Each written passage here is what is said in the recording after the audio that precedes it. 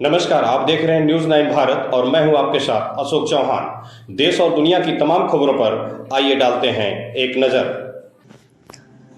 बरेली में दिन दहाड़े सनसनीखेज हत्याकांड ने पूरे शहर को हिला दिया है। पुरानी रंजिश बनी हत्या की वजह। पुरानी रंजिश में पड़ोसी ने चाकुओं से गोदकर युवक को उतारा मौत के घाट।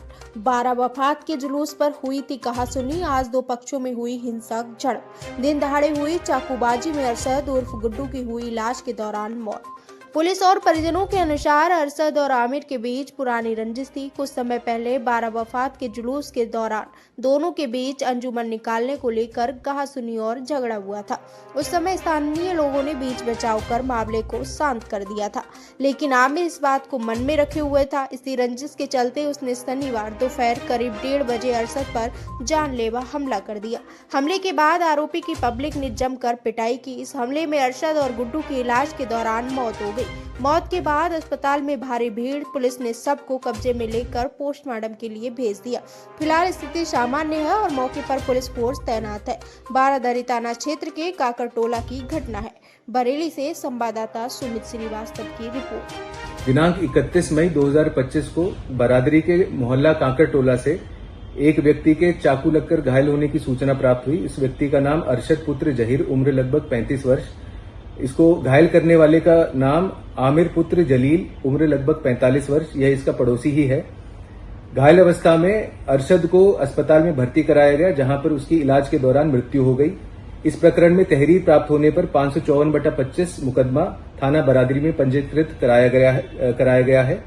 यह प्रकरण अभी तक की जांच में पाया गया है कि प्रेम प्रसंग से संबंधित है।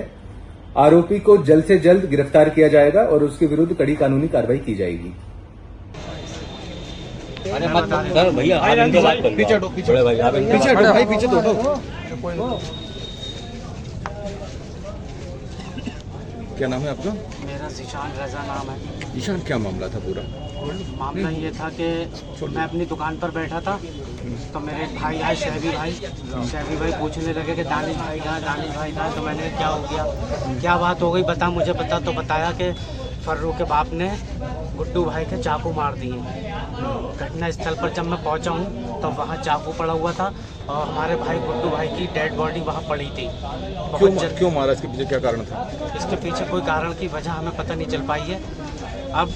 अभी थोड़ी देर पहले हमें पता चला था कि कोई विवाद हुआ था किसी शादी में। उस शादी में कुछ थोड़ा बहुत विवाद हुआ था, उसके बाद जो है उन्होंने ये हमला करा है। कोई रंजिश निकाली है। चाकू से गोद दिया? चाकू से गोद दिया और बहुत खून बह गया। जब तक हम हॉस्पिटल लेके आए, बहुत उनके अंदर ताकत भी थी। और ये कुछ लोग हॉस्पिटल में हम जब पहुंचे हैं लेकर के, तो वो काउंटर पर यही कहे जा रहे हैं कि पैसे जमा करो, पैसे जमा करो। मतलब वैल्यू इंसान की नहीं है, पैसे की वैल्यू है, मरीज की वैल्यू नहीं है। अरे एक मिनट परेशान कर रहा है यार। बोले नहीं, हम इसको कवर कर लेंगे इसको, और घबराने वाली कोई बात नहीं। आप फाइल बनवाइए, ये बनवाइए, ब्लड मंगवाइए। ब्लड मंगवाने में 4 घंटे लगा। डॉक्टर आए नहीं, कंपाउंडर देखते रहे, डॉक्टर आए नहीं। कंडीशन में यार। और अब कह रहे हैं डेड बॉडी तब मिलेगी जब आप बिल देंगे। 21,000 1 घंटे में बन गए इनके 21,000 और 10,000 1 घंटा भी नहीं हुआ। पोस्टमार्टम की रिपोर्ट में कुछ देख ही लेंगे कितने घंटे पहले मौत हुई है और कितनी देर बाद बताया हमें। पीछे 3 सुराख थे। कसाई खाना हॉस्पिटल है, कसाई खाना। पीछे 3 सुराख थे, उसका कोई भी दवाई नहीं लगाई थी, वहीं से सब ब्लड निकला है बॉडी का। मैंने खुद देखा। ट्रीटमेंट हुई नहीं है, ट्रीटमेंट नहीं हुई। पैसे जमा करो। ब्लड का यहाँ एक बैंक है, हमने भाई यहाँ से इनका इस बैंक से आंकड़ा बोले नहीं साहब आप वहीं से लाएंगे। हमें आधा पौन घंटा लगा, कम से कम 1 घंटे से वहाँ खड़े। उसके बाद भी 2 घंटे और लग रहे थे। तो हमने एक फैजी भाई हैं अंदर, उनसे फोन करवाया तो बोले अच्छा भाई हम 1 घंटा और लगेगा। 4 घंटे ऐसे रहा और उसकी बेचारे की डेथ हो गई। नहीं, पीछे भी तो सुराख थे ना, पीछे थे, लेकिन मेन मुद्दा ये है कि उसको ब्लड अवेलेबल नहीं करा पाए। इसने देखा तो वही पुलिस ने पलट के देखा तो।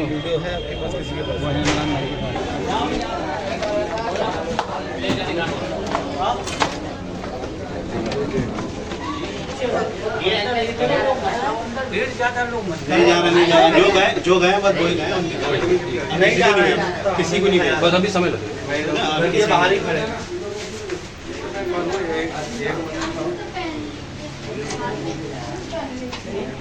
बड़े भाई जी, क्या कुछ भी नहीं। जब से ऐसे तो ये इनकी जो रंजिश रंजिश थी, ये 1 साल से चल रही थी, जब से जुलूस निकाला था हमने 1-2 साल से अंजुमन का। अच्छा। उस बीच हमारी अंजुमन फर्स्ट आ गई थी। हाँ। ये जब से खार खाया रहा। अच्छा, ये 12 वफात जी 12 रबीउल अव्वल, फिर इसने अपनी अंजुमन अलग ये ठीक है, इसके लड़के वगैरह भी जब से ही 3 से खार खा रहे थे। हाँ अभी कुछ नहीं यार, अभी कह दिया वो सर्वे डॉन चल रहा है। अच्छा, शादी कब हुई थी? ये शादी अभी हमारे पड़ोस में शादी थी। हाँ। तो वहाँ थी। अच्छा। मैं खटीमा था, मेरा वहाँ काम है, मैं वहाँ काम करता हूँ। तो वहाँ मेरे घर फ़ोन आया कि तुम्हारे भाई को ये लोग मतलब मिलना है, मारने को तो वहाँ से कैसे ना कैसे करके मैंने पापा को भेज के भाई को निकाल लिया। अभी कुछ दिन पहले भी उसका वो फरमान यहाँ आया था, तो वो यहाँ कह रहा था उसका बेटा। अच्छा, जिन्होंने आज जो ये जी उसका बेटा है, वो कुछ दिन पहले भी कह रहा था कि भैया को समझाओ यार, क्या नाम है, मैं वहाँ बच गए वो और अब नहीं बचेंगे। तो मैंने कहा हाथ लगा के दिखाना। अब ये थोड़ी पता था कि इनके दिल में ये चीज़ है। और फिर प्लस उसकी माँ जो है, उसकी माँ अपने बच्चों को बचाना चाह रही है उसके बाप का नाम लेके। अच्छा। वो चाह रही है कि बाप फंस जाए, क्योंकि उसकी माँ उसके बाप से ही परेशान है।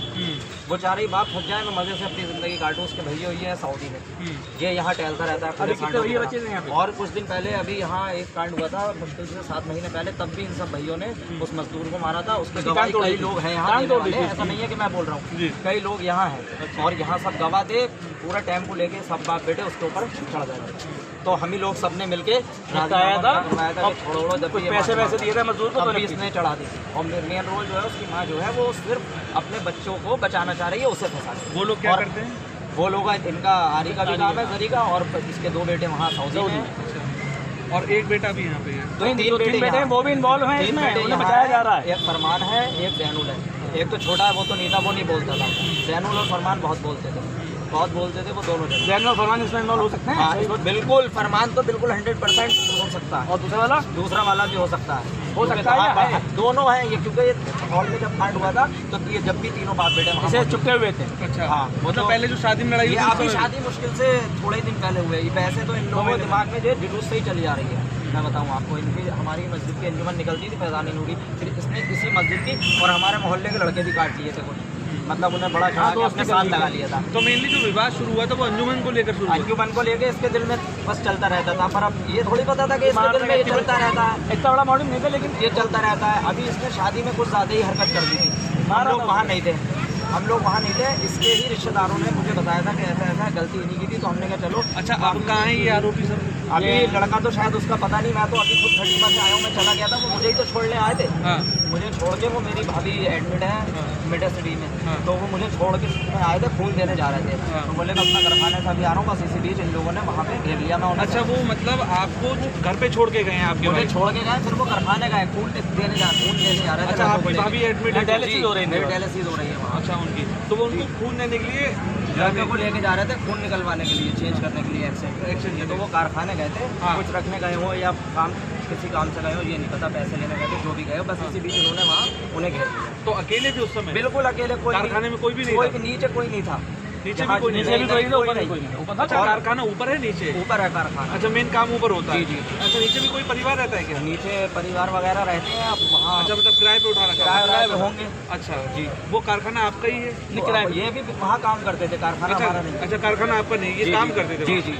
अच्छा, ये वहाँ काम करते थे और काफ़ी टाइम से कर रहे हैं, शायद 6-7 महीने से वहाँ काम कर रहे हैं। ऐसा नहीं है उनका व्यवहार, आप पूरे मोहल्ले में बहुत बढ़िया, अच्छा लड़का था। हमारा दोस्त था, बचपन से हमारे साथ रहा, ऐसा व्यवहार था, मिलनसार व्यक्ति था। अच्छा, आपके पिताजी क्या? हमारे पिताजी प्लॉटिंग का काम करते थे, अभी तो फिलहाल वो नहीं, अभी तो बीमार चल थोड़ी सी उनकी भी हालत डाउन है, चाहे तो आप देख लो, बैठे हुए हैं हमारे साथ। पता चल गया उनको? हाँ, उनको भी पता चल गया, उनकी भी तबीयत सही नहीं है, तो वो अभी बैठे नहीं हैं, पापा घर पर ही रहते हैं। प्रशासन से, योगी सरकार से क्या मांग? बस योगी सरकार से यही मांग है कि उसकी माँ जो है, उसके सबको बच्चों को बचाना चाह रही है। ये उनका प्लान है कि बाप को फंसा दो, बाप जो है मेन जो है उसके बच्चों को बचा देगी अपने, है ना। वो तो उससे परेशान होगी, जो भी हो, फिलहाल ये तो पता नहीं उनका घर का वो है, उसका गेम ही यही है उनकी माँ का।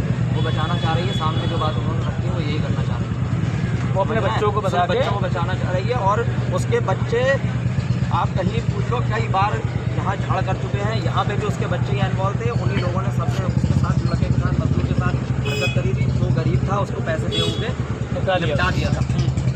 उसके लड़कों का जब ये हादसा हुआ था, यहाँ पे पहले रहता था, तो उन्होंने घर खाली की गया, अब वहाँ चला गया। ये भी किराए पे रहते हैं यहाँ पे? ये भी किराए पे रहता है। कब से रह रहे हैं? ये तो बहुत टाइम से रह रहा है। ये तो काफ़ी टाइम से यहाँ रह रहा है, कम से कम इसे रहते हुए हो गए हमको 5-6 साल। आप खटीमा में क्या करते हैं? मेरा तो खटीमा में सोफा रिपेयरिंग।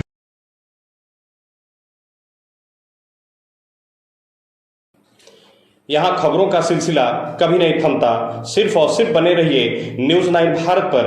अब चाहूंगा इजाजत। नमस्कार।